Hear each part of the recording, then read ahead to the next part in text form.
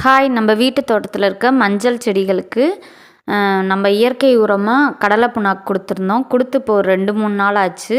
அது எப்படி இருக்குது பாருங்கள். எவ்வளோ பாக்டீரியாஸ் ஃபார்ம் ஆயிருக்கு. இதெல்லாம் பூஞ்சைகள் தான். இந்த பூஞ்சைகள்லாம் சீக்கிரமாகவே அந்த புண்ணாக்கை சிதைச்சு உரமாக மாற்றும். நம்ம ஏற்கனவே புண்ணாக்கை புளிக்க வச்சு கொடுத்தோம். ஸோ 3 நாள்லேயே இது பாக்டீரியாவை மாற ஆரம்பிச்சிருச்சு. இது எல்லாமே நன்மை செய்யக்கூடிய பாக்டீரியாஸ் தான்.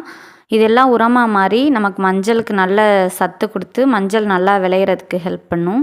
1 மாதத்துக்கு முன்னாடி வீட்டு தோட்டத்தில் அறுவடை செஞ்சுட்டு மீன் அமிலம் கொடுத்தோம். அப்போ வந்து இந்த மஞ்சள் செடிகளுக்கும் மீன் அமிலம் கொடுத்தோம். நல்லா வளர்ச்சி இருந்துச்சு. நீங்கள் பார்த்தாவே தெரியும் எவ்வளோ பசுமையாக இருக்குன்னு. அதே மாதிரி இதில் பூச்சி தாக்குதல் எதுவுமே இல்லை. ஸோ நாங்கள் பூச்சிக்காக எந்த மருந்துமே கொடுக்கல இது வரைக்கும். நல்லாவே இலைகள்லாம் ஹெல்த்தியாக இருக்குது.